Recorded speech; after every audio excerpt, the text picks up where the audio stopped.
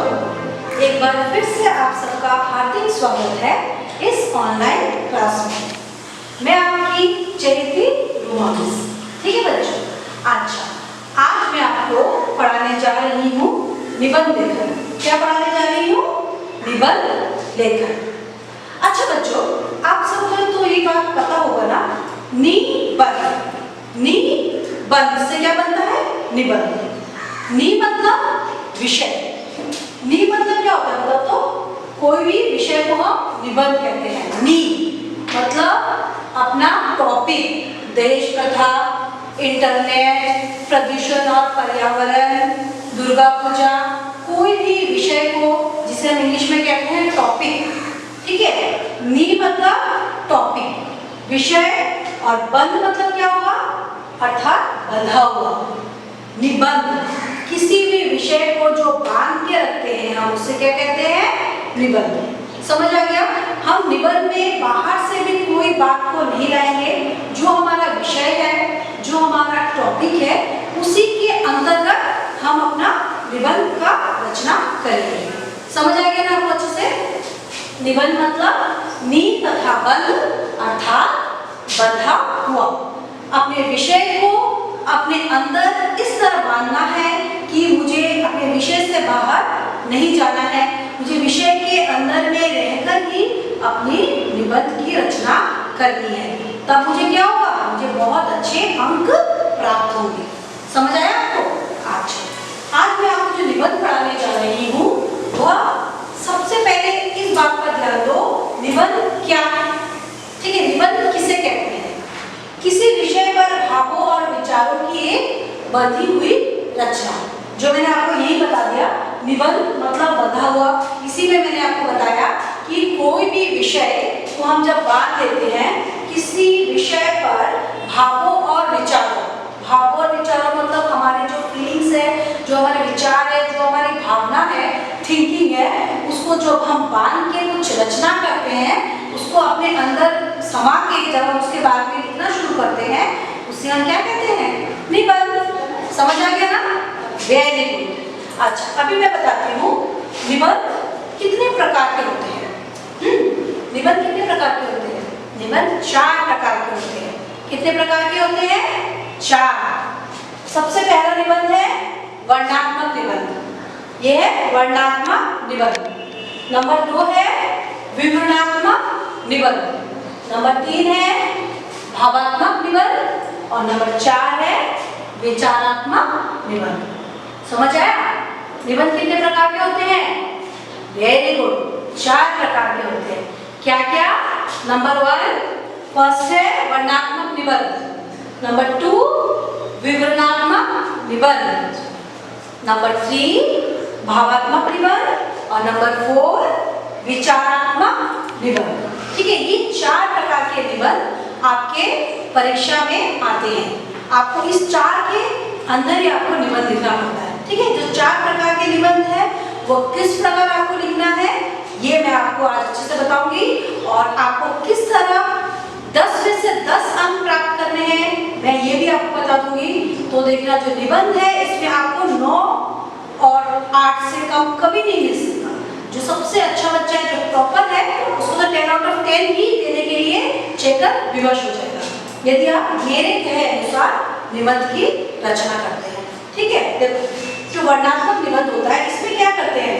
किसी भी निबंध जो विषय है उसको हमें क्या करना है? वर्णन करके लिखना है, उसके बारे में पूरा विस्तार से लिखना है। उससे हम क्या बोलते हैं?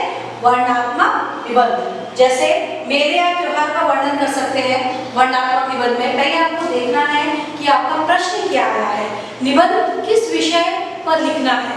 ठीक है, जो वर्णनात्मक निबंध है उसमें ज्यादातर मेले का या त्योहार के बारे में आता है, उसका वर्णन करो। जैसे दुर्गा पूजा, होली, दीपावली, मेला घूमने गए थे, इस तरह का जो विषय है, इस तरह के टॉपिक के ऊपर आपको कौन सा निबंध आता है? वर्णनात्मक निबंध। आपको अच्छे से पूरा वर्णन करके लिखना है, एक्सप्लेन करके लिखना है कि मेला में हमने क्या देखा, क्या क्या खाए, क्या क्या घूमे, दुर्गा पूजा में क्या होता है, कहाँ कहाँ घूमने जाते हैं, कौन कौन से पंडाल में जाते हैं, ये जो होता है इसे हम क्या बोलते हैं, वर्णनात्मक निबंध। इसमें होली, दीपावली, रक्षाबंधन, दुर्गा पूजा, इन सब के बारे में लिखा जाता है। ठीक है, इस तरह का जो निबंध आता है वर्णनात्मक निबंध, हम उसे कहते हैं। समझ आया बच्चों? Very good. नंबर 2 है विवरणात्मक निबंध। विवरणात्मक निबंध मतलब क्या होता है, किसी भी विषय का हमें विवरण देना है, मतलब किसी स्थान या स्मारक का क्या करना है, विवरण, इसे हम बोलते हैं विवरणात्मक निबंध। इसके लिए कैसे आ सकता है, इसके लिए आपको ऐसा टॉपिक दे सकते हैं, इस विषय पर आएगा कि ताजमहल के बारे में विवरणात्मक निबंध लिखो, लाल किला, कुतुब मीनार, इस तरह के कोई भी जगह का नाम, उसका निबंध लिखो। इसे हम क्या बोलते हैं, विवरणात्मक निबंध। मतलब पूरा विवरण से आपको लिखना है कि ताजमहल किसने बनाया, ताजमहल कहाँ बना है, ताजमहल कब बना है, किसकी याद में बनाई गई है ताजमहल। इस तरह जो आपको विवरण जो देना होता है उसे हम बोलते हैं विवरणात्मक निबंध। और लाल किले के बारे में आ सकता है, कुतुब मीनार के बारे में आ सकता है। ठीक है, इसको हम बोलते हैं विवरणात्मक निबंध। 2 हो गया, पहले था वर्णनात्मक, सेकंड नंबर था विवरणात्मक, हो गया। नंबर 3 जो निबंध है इसे हम बोलते हैं भावात्मक निबंध। क्या है नंबर 3? भावात्मक निबंध, जिसमें हम अपने भावों और विचारों की प्रधानता होती है, उसे हम क्या बोलते हैं, भावात्मक निबंध। भावात्मक निबंध में हम क्या करते हैं, अपने भावों को, विचारों को निबंध के द्वारा प्रकट करते हैं। समझ आया? भावों और विचारों को कैसे, अपने फीलिंग्स को लाते हैं, अंदर से हमारी वो भावना आती है, वो हम निबंध में पूरा उसका अच्छे से उसका एक्सप्लेन करते हैं। जैसे क्या आता है, भावों की प्रधानता होती है, जैसे आपको टॉपिक आ सकता है मेरे प्यारे दादाजी, प्रिय दोस्त, इस तरह का जो निबंध आता है उसे हम क्या बोलते हैं, भावात्मक निबंध। इसमें हम पूरा अपना दोस्त के प्रति हमारी जो क्या भावना है, वो कैसा है, वो कैसा मेरे साथ व्यवहार करता है, इस तरह की जो भावना हमारे अंदर से आती है, इसे हम कहते हैं भावात्मक निबंध। ओके, भावात्मक निबंध का ज्यादा टॉपिक आता है प्यारे दादाजी, प्यारी नानी अम्मा, मेरे प्रिय दोस्त, इस तरह के जो निबंध आते हैं उसे हम क्या कहते हैं, भावात्मक निबंध। ये हम बहुत बड़ा करके लिख सकते हैं, पूरा दादाजी के बारे में लिखते रहेंगे, मेरे दादाजी मुझे ये करते हैं, वो करते हैं, मेरे दादाजी बहुत अच्छे हैं, वो सुबह घूमने जाते हैं, मुझे के साथ लेके जाते हैं, मुझे सुबह उठने की प्रेरणा देते हैं, मुझे अच्छी अच्छी कहानियां सुनाते हैं। इस तरह की जो भावना हमारे अंदर से दादाजी के प्रति आती है या दोस्त के प्रति आती है, उसे हम क्या बोलते हैं, भावात्मक निबंध। ओके, ये हो गया जिसमें भावों की प्रधानता हो। और 4 नंबर वाला निबंध होता है विचारात्मक निबंध। इसमें हमें अपने विचार को प्रकट करना है, क्या अच्छा है, क्या खराब है, क्या होना चाहिए, क्या नहीं होना चाहिए। इस तरह का जो निबंध है इसे हम क्या कहते हैं, विचारात्मक निबंध। ओके, देखो विषय पर अपने विचार प्रकट करना उसे हम कहते हैं विचारात्मक निबंध। इसका ज्यादा टॉपिक कैसे आता है, पर्यावरण और हम, इंटरनेट, कंप्यूटर का महत्व, ये सब जो निबंध है, ये सब कौन से निबंध होते हैं, विचारात्मक निबंध, जिसमें हम अपने विचारों को प्रकट करते हैं। ठीक है, इसे हम बोलते हैं विचारात्मक निबंध। क्या अच्छा है, क्या खराब है, उसकी उपयोगिता क्या है, ठीक है, इससे क्या हानियां हो रही है, इस तरह के जो निबंध है इसे हम बोलते हैं विचारात्मक निबंध। इसके टॉपिक ज्यादातर आते हैं कंप्यूटर का महत्व, इंटरनेट और हम, पर्यावरण हमारे लिए अच्छा है या खराब है, इस तरह के जो निबंध आते हैं इसे हम बोलते हैं विचारात्मक निबंध। समझ आ गया? निबंध कितने प्रकार के होते हैं, 4 प्रकार के होते हैं। सबसे पहला नंबर 1 क्या बताओ, वर्णनात्मक। क्या है पहला वाला, वर्णनात्मक। उसके बाद नंबर 2 क्या है, विवरणात्मक। नंबर 3 क्या है, भावात्मक। और नंबर 4 क्या है, विचारात्मक। ओके बच्चों, मैंने अभी आपको बताया है कि निबंध 4 प्रकार के होते हैं और वो क्या क्या होते हैं। अभी मैं आपको बताने जा रही हूँ निबंध के अंग।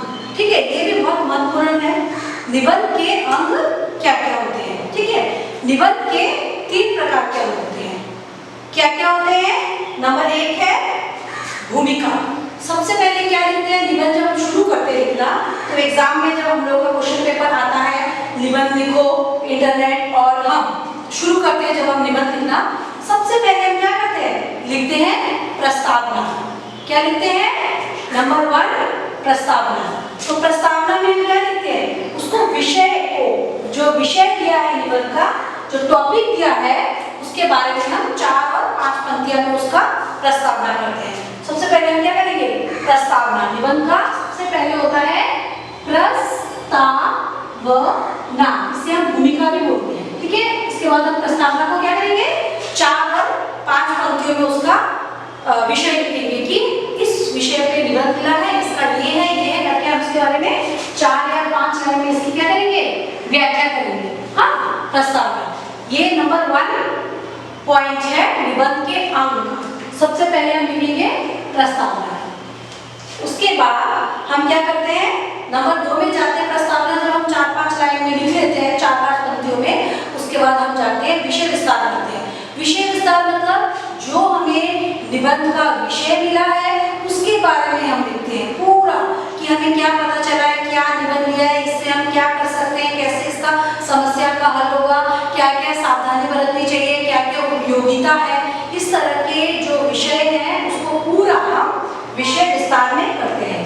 नंबर 2 में हम क्या करते हैं, विषय का विस्तार करते हैं, ठीक है। विषय विस्तार, निबंध का टॉपिक जो है, टॉपिक पर हम मद्देनजर रखते हुए उसके विषय के बारे में पूरा एक पंक्ति बड़ा सा लिखते हैं।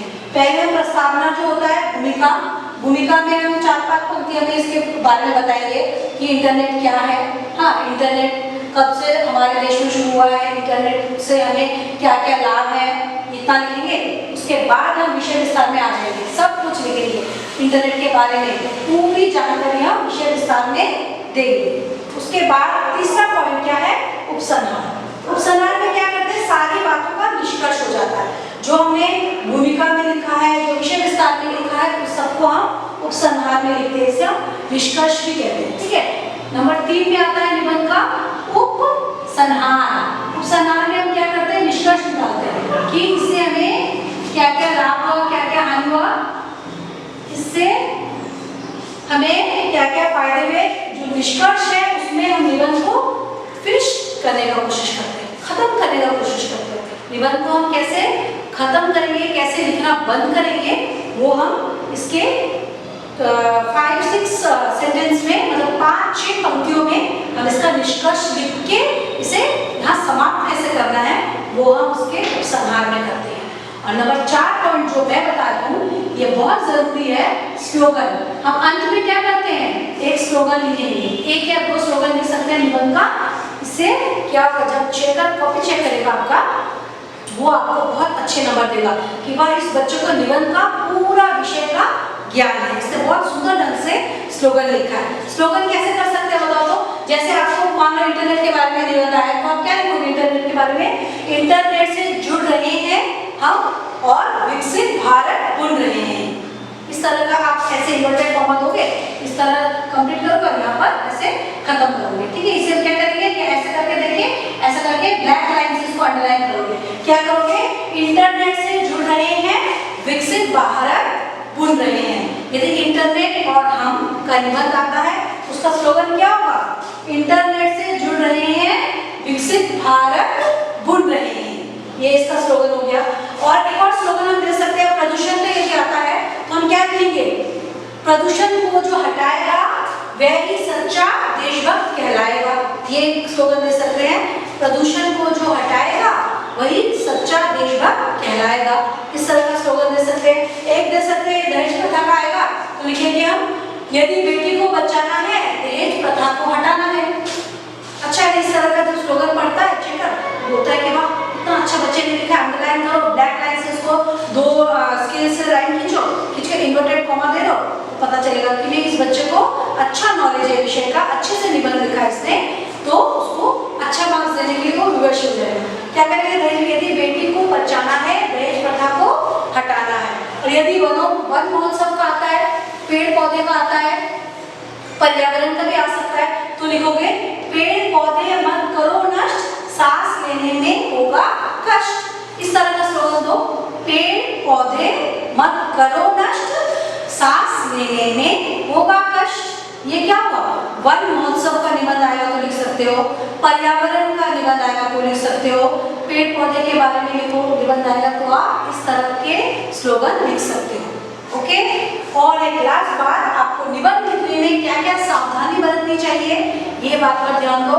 क्योंकि निबंध लिखने में कुछ बच्चे क्या करते हैं, पूरा निबंध शुरू से लास्ट तक एक ही पैराग्राफ में पूरा निबंध खत्म कर देते हैं और कुछ ज्यादा ही लिख लेते हैं बात जो टॉपिक से बाहर होता है, विषय से बाहर। इस तरह के निबंध आपको नहीं लिखना है, टॉपिक से रिलेटेड ही निबंध लिखना है, टॉपिक के अंदर ही आपको रहकर निबंध लिखना है। इसलिए मैंने क्या बोला था पहले ही, निबंध का मतलब क्या, निबंध, अपने आप को बांध लो, किसे बांध लो, विषय में बांध लो, टॉपिक में बांध लो, बांध के निबंध की रचना करो। देखो सावधानी में बता रही क्या क्या है, सबसे पहले विषय को समझना और चर्चा करना। विषय को समझो, क्या विषय दिया गया है, होली के बारे में दिया गया है तो होली के बारे में लिखो, उसमें दिवाली के बारे में मत लिखो, दुर्गा पूजा के बारे में दिया है तो दुर्गा पूजा के बारे में ही निबंध लिखो, आपको रक्षाबंधन के बारे में नहीं लिखना है, ठीक है।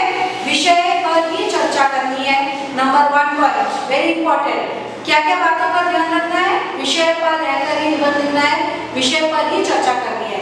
नंबर 2 पॉइंट क्या दिया है, निबंध की भाषा सरल सुबोध होनी चाहिए, निबंध की भाषा बहुत इजी लैंग्वेज में लिखना है, सरल होनी चाहिए, सुबोध मतलब समझ में आना चाहिए, और बड़े बड़े पंक्तियां नहीं लिखना है, छोटे छोटे पंक्तियों में सुंदर ढंग से अपने निबंध की रचना करनी है, जिससे आपको भी समझ आए और जो निबंध पढ़ रहा है उसको भी समझ आए। सेकंड बात क्या है, निबंध सरल सुबोध होने चाहिए और वाक्य छोटे होने चाहिए। नंबर 3 क्या है, अनावश्यक विस्तार नहीं करना चाहिए, निबंध में इधर उधर की बातें नहीं लिखना है, विषय के अंदर रह के निबंध लिखना है। और नंबर 4 पॉइंट क्या कहा मैंने, स्लोगन जरूर लिखना है। यदि आप स्लोगन लिखते हो तो आपको निबंध में अच्छे मार्क्स मिलते हैं। यदि आपका नारी का महत्व का निबंध आ गया तो आप क्या स्लोगन लिखोगे बताओ तो, हाँ, नारी तेरी यही कहानी, आंचल में है दूध और आंखों में है पानी, लिख के आपको इन्वर्टेड कॉमा दे देना है और ब्लैक पेन से उसको क्या करना है, अंडरलाइन करना है, तो आपको बहुत अच्छे नंबर मिलेंगे। समझ आया निबंध क्या है, निबंध है अपने विषय में बंधकर जो रचना की जाती है उसे हम निबंध कहते हैं। निबंध के अंग क्या क्या है, महत्वपूर्ण अंग है, वर्णनात्मक निबंध 4 अंग है, निबंध के कितने अंग है, 4 प्रकार के निबंध है, विवरणात्मक निबंध, भावात्मक निबंध, विचारात्मक निबंध और वर्णनात्मक निबंध। एक हो गया निबंध के अंग, भूमिका होनी चाहिए, विषय विस्तार और उपसंहार, और क्या क्या बातें सावधानी रखनी चाहिए मैंने बता दिया है। फर्स्ट, निबंध विषय के अंदर होना चाहिए, विषय के बाहर नहीं जा रहा है, स्लोगन होना चाहिए, भाषा सुंदर सुबोध और छोटे छोटे वाक्य में ही निबंध लिखना है, और नंबर 4 अनावश्यक बातें निबंध में नहीं लिखना है। और स्लोगन में कैसे लिख सकते हो, पेड़ पौधे मत करो नष्ट, सांस लेने में होगा कष्ट, यदि बेटी को बचाना है दहेज प्रथा को हटाना है, ये दहेज का निबंध है। नारी का निबंध मैंने बताया, नारी तेरी यही कहानी, आंखों में है पानी और आंचल में है दूध, इस तरह का आपको क्या करना है, निबंध की रचना करना है। इंटरनेट से जुड़ रहे हैं, विकसित भारत बुन रहे हैं, ये है इंटरनेट और हम, इस विषय पर निबंध आएगा। ठीक है, आपको सबको समझ आएगी अच्छे से। ओके बच्चों, अच्छे से पढ़ाई करो, और निबंध आप जितना पढ़ोगे उतना आपको भाषा का ज्ञान होगा और नए नए क्या मिलेंगे, आइडियाज मिलेंगे, सुझाव मिलेंगे कि किस तरह के भाषा प्रयोग करने हैं, और स्पेलिंग भी कम मिस्टेक होगा। ओके, धन्यवाद।